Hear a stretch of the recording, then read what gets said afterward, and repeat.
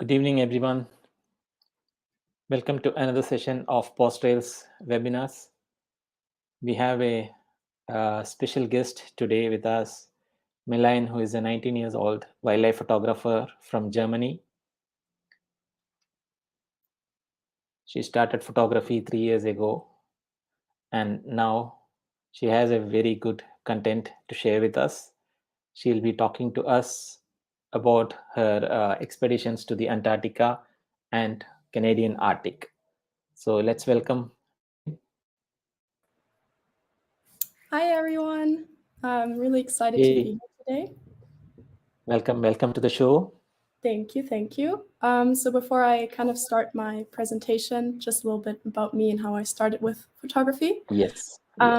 So yeah, I'm 19 years old. I'm from Germany, but I've been going to school in the US for the past 3 years, and currently I'm taking a gap year before I'm gonna head to college in August to study wildlife ecology and conservation in Montana. My journey in photography started about 3.5 years ago, I'd say 4 years ago.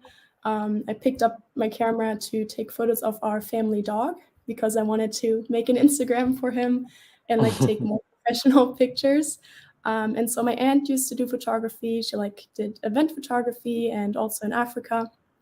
And so she gave me one of her older Nikon cameras, which I was able to test out with my dog. And I had this little book where I would write down how the camera worked, and I would watch YouTube tutorials and read blog posts and everything to kind of get an understanding of the camera. And and then I would go out with my dog and take pictures and post those on Instagram.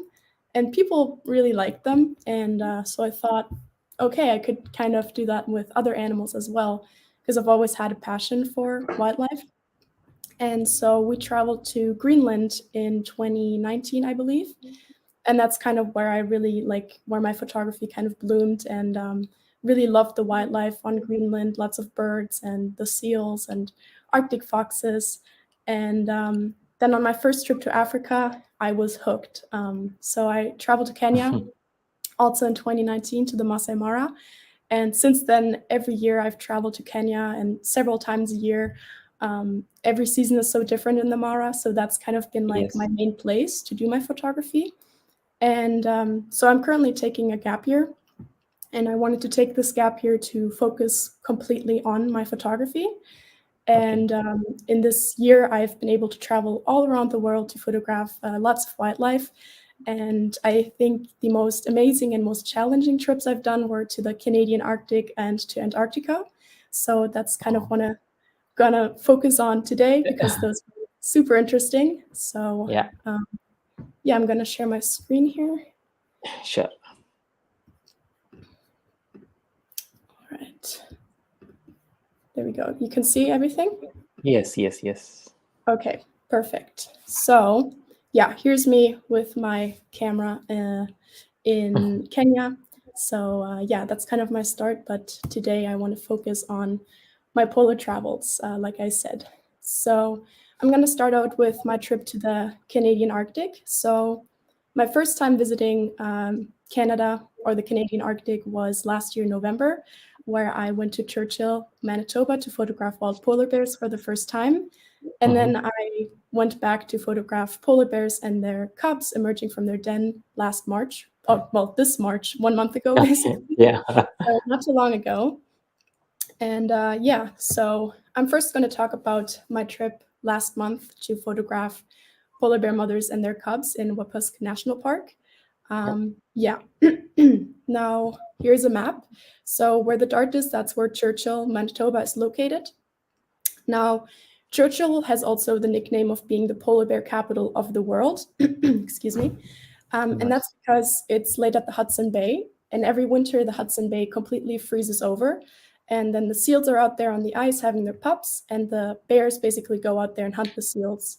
And so every winter, before the ice freezes, all the bears kind of stay in that area to wait for the freeze up to finally get on the ice and eat something. So that's kind of like the polar bear capital of the world. And I went there last November first time. And then Wapusk National Park is just located a bit southeast of Churchill. And to get to the lodge where you eventually see the polar bear mothers and their cubs, you take a 2-hour train ride to Wapus National Park. And then the lodge basically picks you up in these cool cars, and they're modified for the tundra. So these cars are able to navigate over the frozen lakes and just the rough tundra without any trouble. And so how this works, we have 2 trackers. The tracker's name is Morris and his son.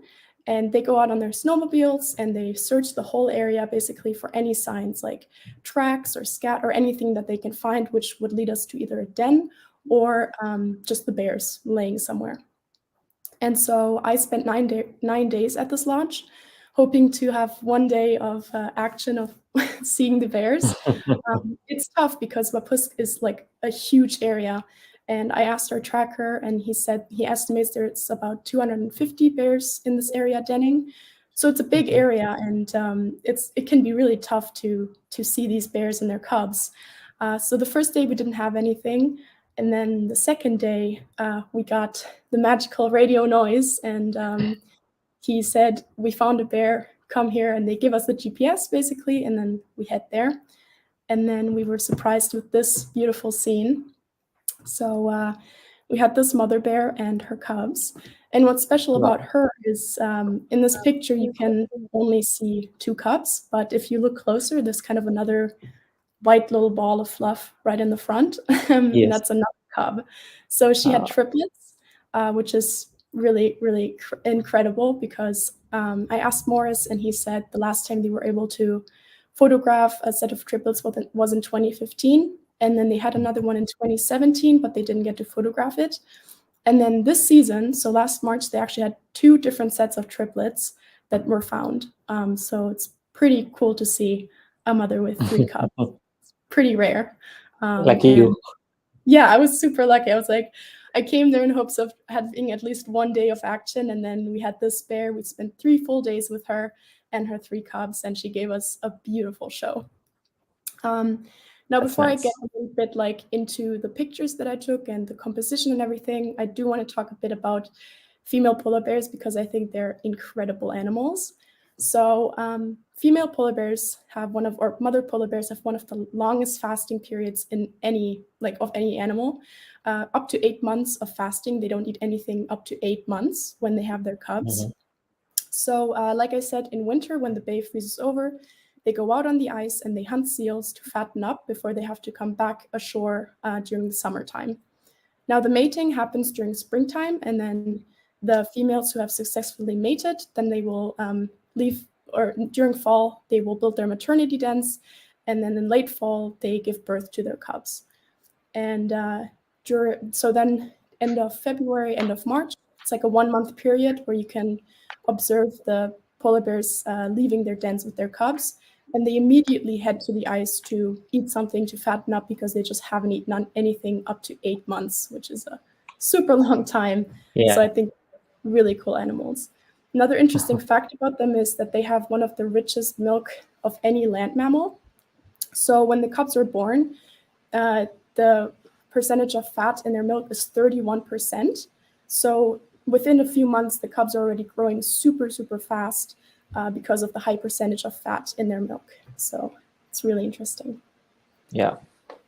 Now we had 3 days with her, which we had many incredible opportunities. So I really like this image. Here you can see her kind of guarding one of her cubs from the wind. You can see there's like snow piled up on her because it was really windy. It was super cold. One day we had like negative 45 degrees Fahrenheit, which is pretty much the same in Celsius as well. So very, very cold. And I really like this image because it's just a nice moment of her like hovering over her cub in the middle, snuggled in. So this was a really nice moment of her to photograph. So the most of the time when we photographed her, she was like lying snuggled up with her cubs. So it was kind of tough. I think I have only a handful of pictures where you can actually see all 3 cubs with her in the image. Because usually it would just be like a pile of white because they're all like on top of each other. But yeah, so we had these beautiful moments when she would get up in the evening when it would get like super windy and she would decide to head to a more sheltered place. So here in this image, I really like it because I love lines in photography. Lines are really important to me. Like when I look at an image, I like to have leading lines to have something like guide my eyes. And here I just like how she's walking. She has her 3 cubs all in one line, kind of. And then the ice is also creating lines in the background. And because it was so windy, it was really nice because it created this kind of like foggy snow in the front. Which is a really cool effect on the image. And then, of course, having like a completely white scenery is pretty nice because there's no distractions from the actual subject in your picture. Because oftentimes, like when you have an animal, there's a lot of distractions in the environment, and here it's just like completely white. So I sometimes overexpose a little bit to have it completely a little bit blown out, to have the eye exactly on the bear. So yeah, this was how old is this mother? I don't know how old she is. It's tough to say. So she could be a first-time mom, could be, so usually they start having cubs around the age of 5 years old, and then they have cubs every 3 years. So it's tough to say. Yeah. Yeah. And then, so what I like to do in my images, I like to get as low as I can.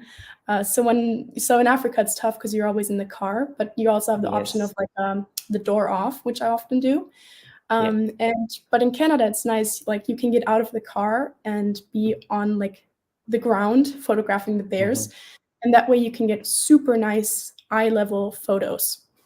So I try to get super low to the ground because it just gives me more of an intimate feeling with the wildlife to be this close on eye level. And so here you can see me. This was in March. I was standing on the ice, and I did use a tripod here because we are out there the whole day, morning till evening, and it's tough to always have your camera up and down. And it's also nice because the bears were mostly on little hills. So even with my tripod, I would be on eye level with her. So that was really nice. So I took this image last November in Churchill. And what I love to do in my images a lot, I've done it with big cats, I've done it with other bears, like in Alaska, is to fill the whole frame with just the animal. So in moments like this, when an animal is like kind of looking over its shoulder, you have a unique chance of getting the whole animal in the frame. And I think that way you can get more details that you wouldn't usually see with pictures where you have the whole animal in the picture. So here it's like there's nothing distracting. You're immediately drawn to the eye and the nose because those are the darkest parts of the image.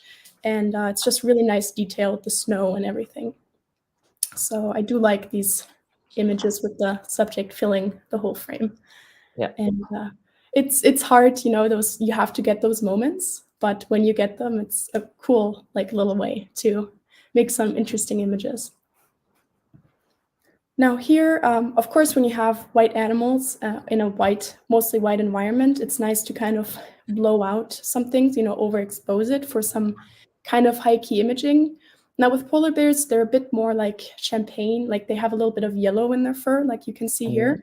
But I did try in many of my pictures with exposure compensation, like to blow out the background and therefore just have the animal there, have the dark spots stand out a bit more and them kind of melting into the background. So here I definitely overexpose the image a lot, but you can still totally see all the detail of the bear, which is really nice. So then I had this moment here where the bear was just sleeping. So they sleep a lot because there's nothing much for them, like nutritional value for them to have on land. Like there's no food for them to actually go out to look for because they'll waste more energy than they actually get from it. So they usually sleep a lot when they're waiting for the ice. So we had this bear and I thought, okay, well, maybe he'll get up.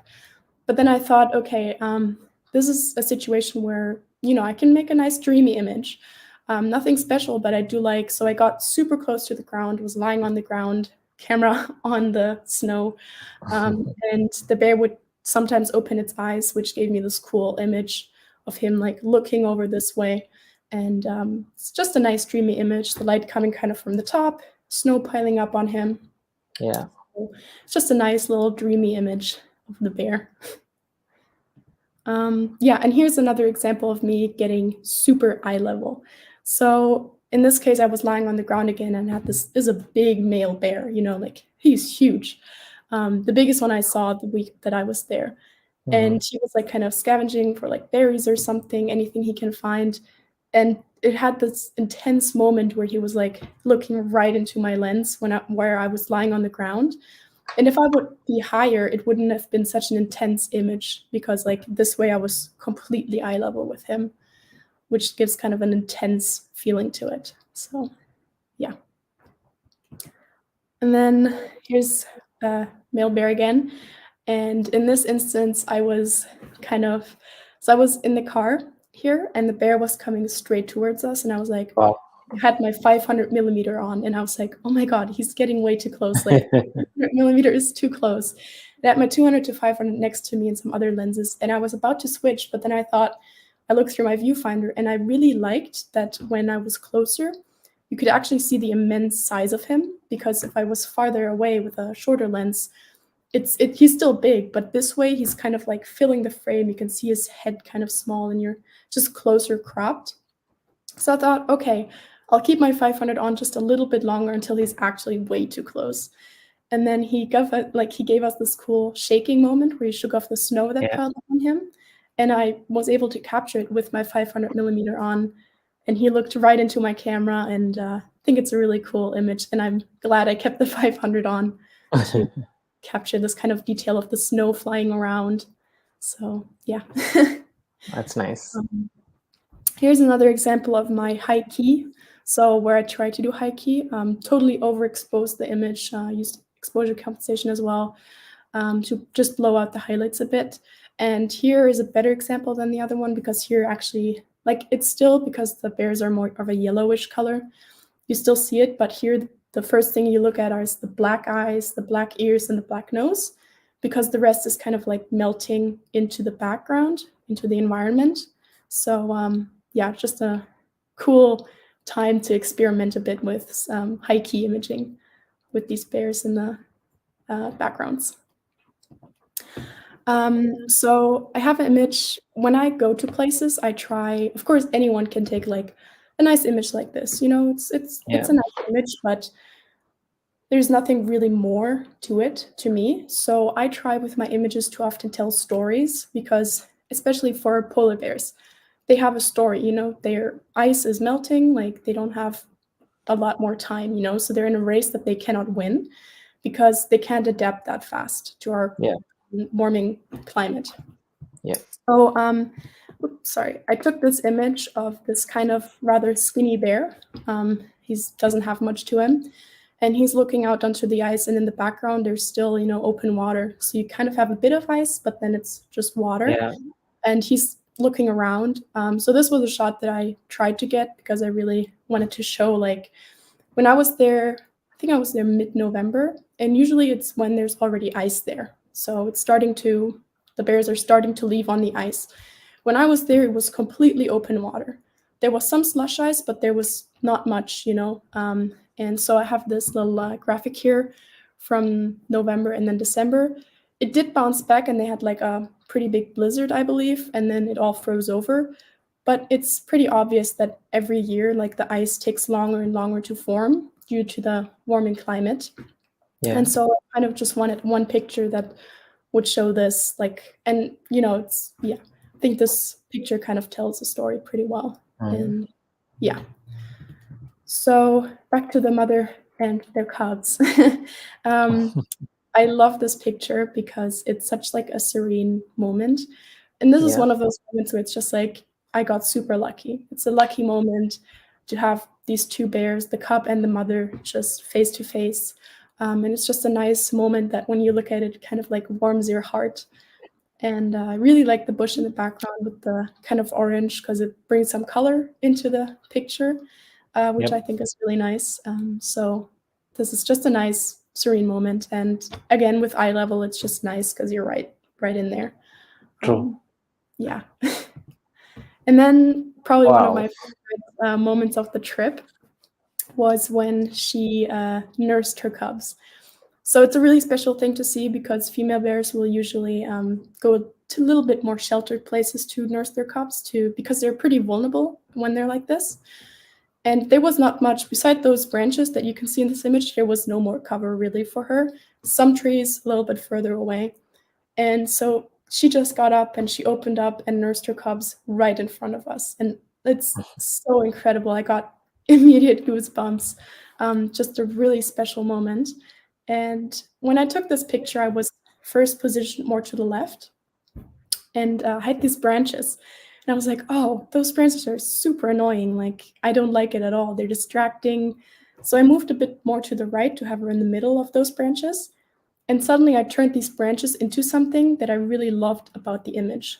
Like, the branches are one of my favorite things about this because of the way they're going towards her and they're kind of framing the whole image. And she's in the middle of it. So I turned something distracting into something that I think made the image more powerful, which I try to do a lot. It doesn't always work, but in this case, I think it worked pretty well. And then this image of her looking like right into my camera. And I think this is probably my favorite picture of the whole trip. Because you have the direct eye contact, you have such a special Yeah. moment that not many people see, especially you have triplets, and it's just a nice, clean background. You know, you have the nice blue skies and then the branches kind of around her. So yeah, really, really love this image. And it's tough with the wind because we had really strong winds. Tried to keep my shutter speed way higher because I was scared of getting any blurry images. So I did keep my shutter speed like 2000, something like that, just to make sure everything's sharp and in focus. Yeah. So yeah. Then she decided to get up again in the evening, and here we have a little bit of a like backlight hitting her from the back. So you have a little bit of rim light at the mother and the cubs. The light was just really nice, kind of yellowish, and you have the 3 little cubs like running towards her. She's looking at us again. So it's just a nice little, yeah, just a nice image of her walking over the ice. And then here, this image is nothing like that I would print or anything, but I just wanted to put one in here to show her with her 3 cubs while they're laying down, because it's like I said, it's so tough because either one cub is like snuggled away in her or they're Yeah. all looking another way. So here I actually got her with all 3 cubs laying. So only have a handful of those. And then here is when, I think it was right after she nursed, she got up and she just has this cool pose kind of over her cubs while her cubs are under her.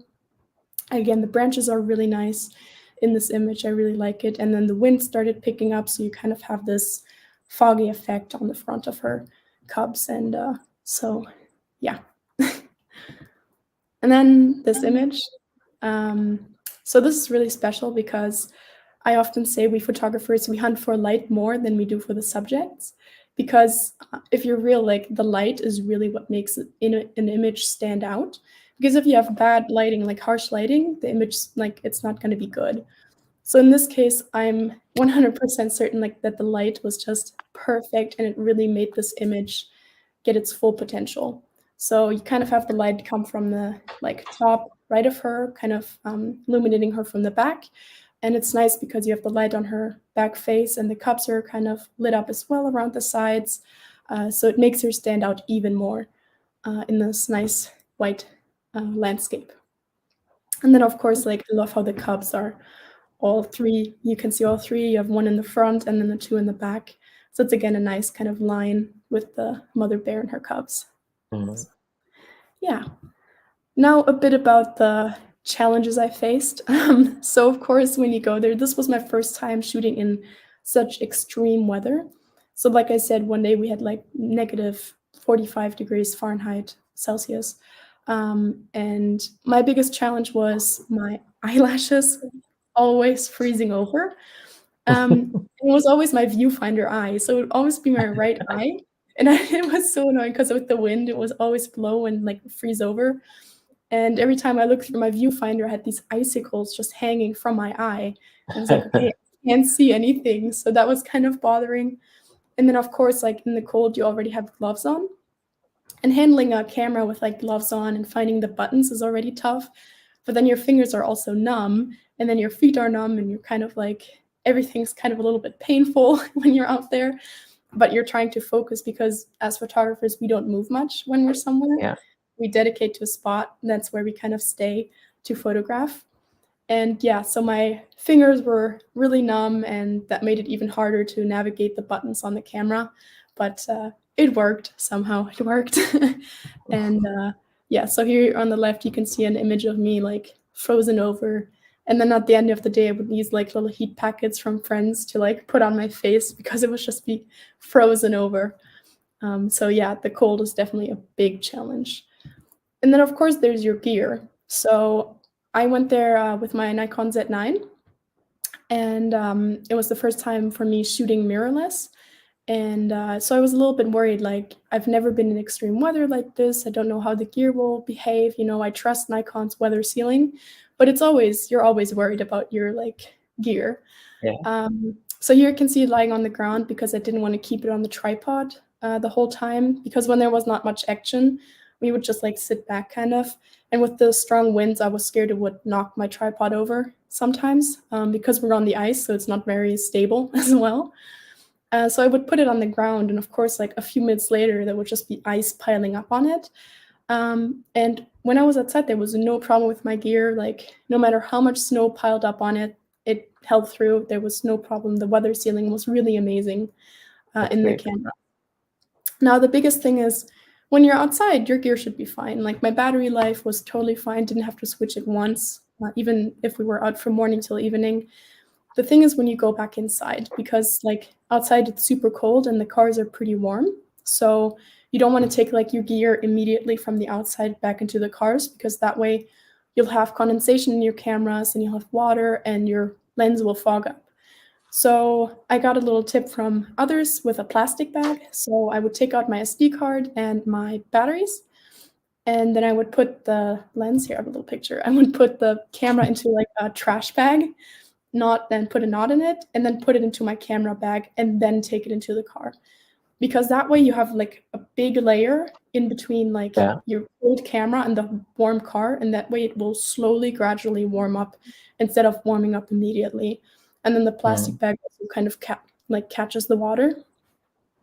So yeah, and that way I didn't have any trouble with my gear. So worked all pretty good. And yeah, here's me just in the whiteout. It was pretty rough some days, but once you're there with the bears, it's like just magical, you know. So this image I took last November in Churchill. And usually it's like, oh, don't put your subjects in the smack middle of your picture, like use rule of thirds and everything. In this instance, I decided to place my subject right in the middle because I think it makes the most powerful image out of it. And I really like this because, again, you have the eye contact, you're on eye level. The background is nice and blurred due to my f4 lens, my 500mm f4. And you have like light snow falling, and I cut my shutter speed high and my f4 low. And that way you have this nice, like, you capture the snow falling and this nice kind of bouquet-like effect, which was really nice. And then I have this image, which it's just a nice, nice image of her looking up and the snow. It's just a nice little landscape in the background, or like nice little backdrop with the red bushes. So it's just calm. I think it's like a really nice and calm image that I really like. And then on our last day, we had this funny moment. So this is an empty standing hut. There's nothing in there. But we had this bear. She was super curious, and like she went into the hut, and when she came back out, she looked at us, and it's just a really funny picture because you have this red hut in the completely white landscape and just a bear looking out of it. So it's nothing you'll see every day. So I really like this image. It's kind of a funny image that I took. Now off to Antarctica for my last part of the presentation. So this was taken on South Georgia, but I'll start with Antarctica. So during my Antarctica trip, we stayed at the Antarctic Peninsula, which is kind of like the tip, the northern part of Antarctica. And that's where you can find gentoo penguins, Adelie penguins, and chinstrap penguins. Now, the gentoo penguins, they nest on, like they don't nest on ice, they nest on bare ground. And they built these nests with rocks and pebbles. And when you go to a colony, there's thousands upon thousands of these penguins there. And it's tough to find like a place where you can take a nice picture where it's not like chaos, you know? And you know, the scenery with them is not really pretty because there's kind of like poop everywhere, and it's not a very nice backdrop most of the time. So I found this parent with its 2 chicks. Now I wanted to include the nest in the bottom half and the border in the bottom, kind of show the pebbles that they're sitting on. And then it was just a nice moment. It was feeding its chick, so you have this nice line with the parent looking down and the chick looking up. And then you just have the second chick kind of laying on the other one. So it's a nice, cute little moment. It's nothing special. It's just a nice moment to capture. Yeah. And then, so natural predators of the gentoo penguins are brown skuas. This is the like brown bird that you can see in this picture. Yeah. And what they will do is they will gang up. So there you have like 3 brown skuas, and they'll try to get the chick from the pouch of the penguin. So the pouch is like an area where the chick stays in, and there's no feathers there, so it's nice and warm for the chick. And but the gentoos are like, they'll defend with anything they have. So I got this cool like kind of series of image where you have the gentoos defending their chicks, and like this one especially, because here you can see like them ganging up. You have 2 of the brown skuas attacking one of the gentoo. I really like the kind of color in the beak. It's like kind of draws your attention right there, and then you see the brown skuas. So this was a cool scene to photograph, and they didn't get the chick, so it's a good to know. And yeah, so they're pretty feisty little penguins. Yeah, like I said, it's kind of tough to find nice moments within the colony. Like trying to take a picture of the whole colony is tough because it's not really a nice area. And then there's so much going on that you really don't know where to look. But I found this little parent again with a chick, and they had this moment where it was feeding its chick, which was just a nice relaxed moment within all the chaos and the noise and the smell within the colony. And I decided to keep the other 2 kind of penguins in there so that, you know, like they're in a colony. And yeah, kind of just this nice little moment. Now, the 2 of my favorite images that I took on this trip were with Adelie penguins, which are my favorite penguins. They're super cool. They're one of the smallest penguin species. Like they're actually really tiny, but they're super feisty and super curious, so they're not scared to come up to you. So here you can see me in my signature pose on the ground, eye level, just to the penguins. And with penguins, because they're already like so small, you have to get even lower and kind of like just have your camera in front with the screen out and photographing like this, because your eye will already be too high up for them. And like this, I was able to take this image, which I just love this image. You have this penguin, this Adelie in the middle, kind of, which is posing with its wings out. And then you have the beautiful icebergs in the background that were washed up. You have the ocean to the left and the kind of scenery on the right. And just love the whole like scenery of this image, and all the Adelie penguins lined up in the front. So this was a cool moment, and especially because they're just not scared to approach you. I was able to take these kind of images just close to them. And then I took this one where you have the huge iceberg to the right and them kind of coming through from the ocean. And it's also super interesting because they're so small. They live in like super tough areas. Like they nest up on hills, and they have to like hop up the steep hills with their tiny legs. And when I was standing up this kind of iceberg, like, yeah, it was big, but for them, it's like a huge mountain that they have to go around and stuff. So I think it's cool to have it from their perspective to see how big it is to them, actually.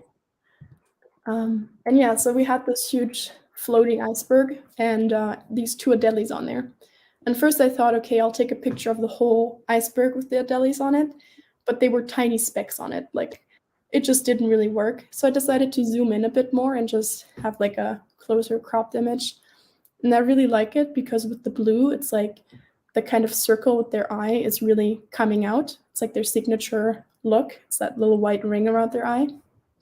So It's really like, and you can see how massive that iceberg is with, even if you're cropped in, it was Yeah. huge. And I love how they're both looking in one direction. Just a cute image. And the colors are just really nice. So this is not a great image or anything. I just wanted to show as an example. So this is a regular fur seal pup. So this is on South Georgia. From Antarctica, we headed back and we stopped at South Georgia, which is a little Okay. island. And in Grytviken, Grytviken is like a scientist hub. You have lots of fur seals and they have their pups. And this is like a regular looking fur seal pup. And we came across a leucistic fur seal pup. And so basically leucistic this is not an albino. So leucistic means that there's a partial loss of melanin, which is a color pigmentation. With albino, there's a complete absence of that. Like in him, you can see he still has, he doesn't have a red eye, so he still has a black eye, black nose, and he still has like black flippers and stuff. And I like this image because you have this leucistic fur seal in contrast to the two other regular looking fur seal pups that are almost like black. So I thought this was a really cool moment to capture. And then here you have him he was super cute. I mean, I couldn't stop taking pictures of him. I think I have like thousands of images of him because he was so cute and he was super I curious. guess you have lie down. Yeah. So, excuse me. So he was just adorable and just took this image of him where he was looking into my camera. And I got this cute little moment where he was like kind of kissing another regular fur seal pup, which is just a really cute moment. So yeah, that was really special to see a leucistic one. I don't actually know how much of the population of the fur seals, of the Antarctic fur seals, are leucistic, but the next day we did see a grown-up leucistic fur seal. So people often ask me when they see these images, like, do they have any trouble because like of other predators? I think they definitely have a disadvantage when they're like hunting because they're way more visible with their like white fur. But we did see a grown-up leucistic fur seal the next day, and I've seen pictures of it, so I think they're doing pretty well. Now I do want to touch on this really quick because you hear a lot about like climate change in the Arctic, but it affects Antarctica just as much. Now the biggest thing for penguins, they're not threatened or anything. There's thousands of them, but they are getting trouble because of their food. They don't have as much food anymore. So on the Antarctic Peninsula, it's warming faster than in the other part of Antarctica. And there's already been like an 80% decline of krill in the region since the 1970s. And that's because the krill, they feed on the sea ice. There's like algae growing on the bottom. Because there's not as much sea ice anymore, the krill don't have any food, and therefore like there's way less krill for the penguins to feed on. So I thought that I'd bring that up really quick because I think it's a big thing in Antarctica, and they talked a lot about climate change there. And usually you hear a lot more about the Arctic, but Antarctica is also affected. Now my last part I'm going to talk about is the king penguins on South Georgia. So we visited St. Andrews Bay, which is a breeding ground for over 200,000 king penguins. It's incredible. So you have this valley which was shaped by a glacier, and there's 200,000 king penguins just in this valley, like this. So I was there and I was like, how am I going to photograph this? Like, what would be the best way to photograph this? And first I decided to take like a close-up image of this to show like how many there are. So I took this kind of zoomed in frame, and I really love how the brown chicks, they're kind of forming these lines throughout the colony because they always cluster together. And so I think this is a pretty cool image, just showing how closely clustered they are, and it just goes on forever. It's like an ocean of penguins. Yeah, and here's another vertical one that I took. And then here you have a picture where you can kind of see the colony. It's the right side of the colony, so there's much more towards the left side. It's a huge area. And I took this image of this king penguin kind of standing on a hill outside of the colony and looking over the colony. Now the weather was pretty bad. It was super cloudy, so no good light. But I do still like this image because there's just this one penguin looking over this colony, and love the lines that the brown chicks are kind of taking through the colony. Yeah, so here you can see me sitting, and here's the left of the colony. As you can see, there's a lot more penguins over there. And I was just trying to somehow find a composition that I would like, but it was super tough because there's so much going on everywhere. But I was able to take this image, which I really like. It was outside of the colony, kind of on a hill. We have these two king penguins. I think they're displaying mating behavior, where they were like kind of rubbing their beaks together and stuff, looking up. And South Georgia has beautiful sceneries, like huge mountains and just beautiful landscapes. So really like how these two are in the front together, looking up with the mountain in the background. And towards the right of them, you can see this penguin that still has some brown on it. That's a chick that's just finishing up losing its fluff, or like the down, and it's almost getting ready to get to the water.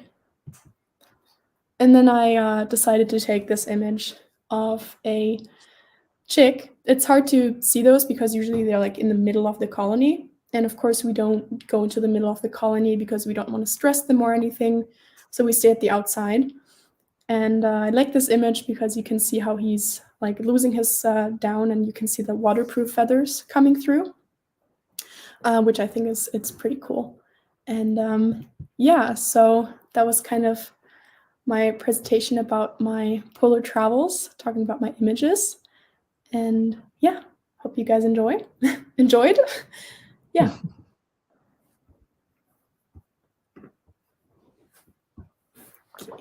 There you go. That was amazing. That was amazing. You really took us through the Arctic and Antarctica. Yeah, thank you. I'm excited to share my travels with you guys. That was interesting, especially the story of polar bears. Yeah. Very so interesting. The polar bears were probably one of my favorite experiences I've had so far with wildlife. They're just incredibly like photogenic animals, kind of. So Yeah. Lots of good shots there. We have a couple of questions here. What is the exposure settings for shooting white polar bear against white snow or ice? So usually well, it really depends. If you want to get like a more of a hikey image, then you try to overexpose. So you shoot with a low f-stop and a low shutter speed. Like I shot 1600 was my shutter speed, so I kept that, but I put up my ISO as well. And I used exposure compensation. So for my hikey images, I would put it to like +1 or +2 to like overexpose the image a bit. Other than that, if you don't want the animal to kind of blend into the background, I just keep my ISO at like 400 to 800. In that range, my shutter speed I always keep at 1600 and above because I just don't want the wind or anything to mess it up. And my f-stop, I keep it, depends, but usually I keep it at f4 or 6, something like that. Great. Are most of the photos that you taken from the Arctic using tripod or handheld? So the ones you saw with the mother and the cubs, they were all on a tripod. They were all taken on a tripod. All the other images that you saw of the male bears in Churchill, I all took handheld. I didn't even bring a tripod to that trip. For me, in those instances, because in Churchill you're like driving around and you have lots of different encounters per day, it's easier for me to move around with my camera and find different positions easier without a tripod. Now, with the polar bears with their cubs, you're in one spot the whole day because they don't move much. And that way a tripod is just more practical because you don't move much. And so you don't always have to pick it up and put it down and stuff. Yeah. Okay. And what equipment do you use most frequently? What equipment I use? Always Nikon. Since I started, I've been using Nikon. And I currently added the Z9 to my equipment. So I've been using that for my past few trips. And before that, it was always my Nikon D850, which I still use a lot because I just love it. And I've used it for the past 2 years, basically. So yeah. Yeah, on that we have a question for Z9. How was the performance of Z9 in the minus temperature? It was awesome. So this was my first time also shooting the Z9 in Canada. So I've never used it before. Kind of tried around with it outside, but not with animals. And it was awesome. Like the cold didn't bother it at all. The battery life was perfect. Maybe lost 1 or 2 bars over the course of the whole day. And then of course the like 20 frames per second, you can just, it's like you're clicking it, and when you look through the images, it's like a video you're watching.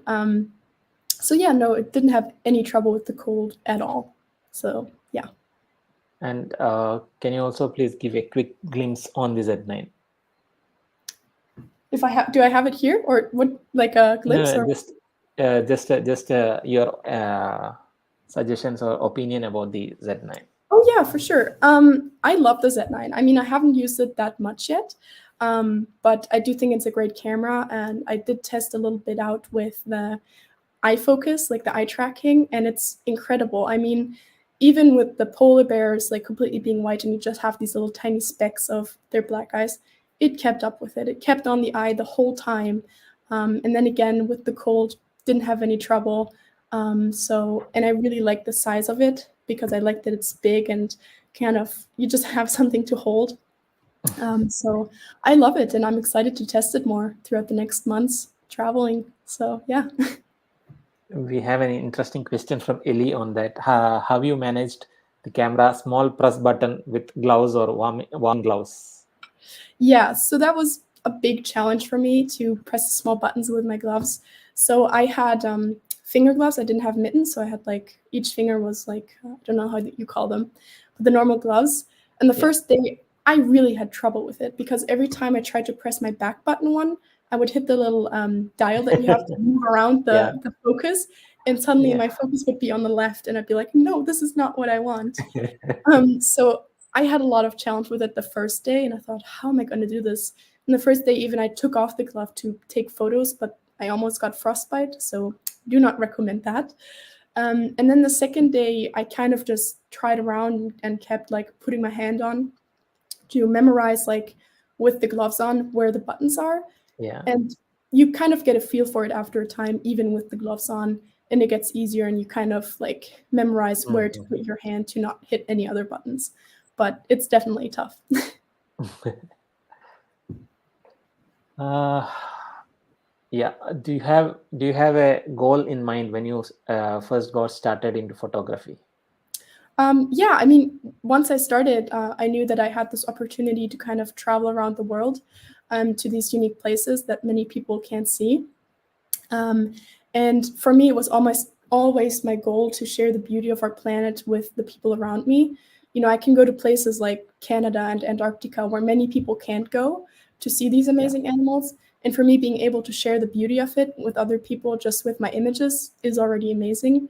And then, of course, you always, as a photographer, have in mind wildlife conservation. Like, what can you do with your image to help people understand what's happening?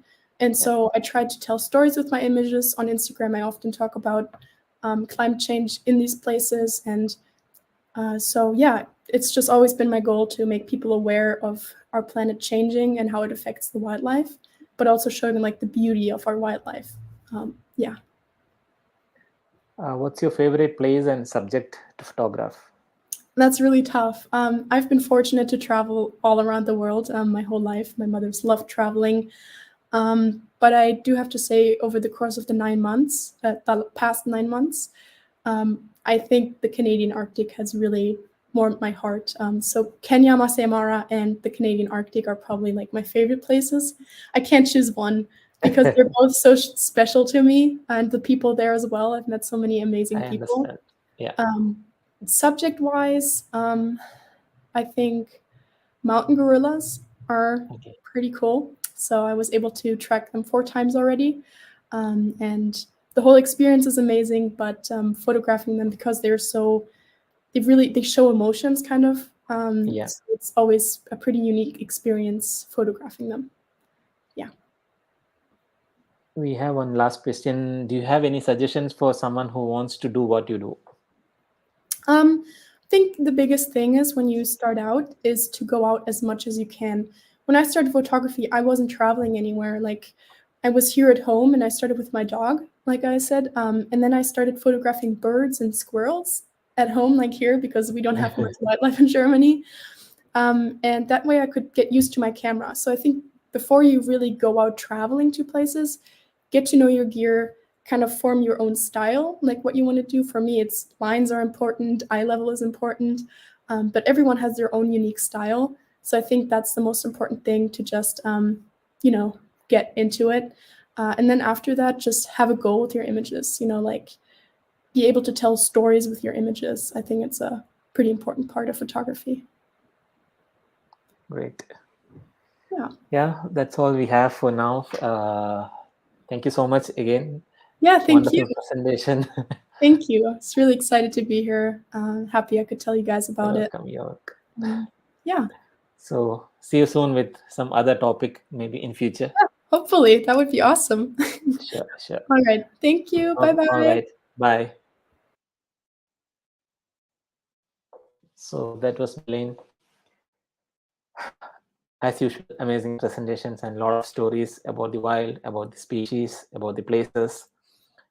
And the next session we have on 14th of April. We'll be back with that. I'll be soon publishing about the presentation or the speaker on our Insta and Facebook. So thank you guys for attending the show and see you soon. Take care. Bye-bye.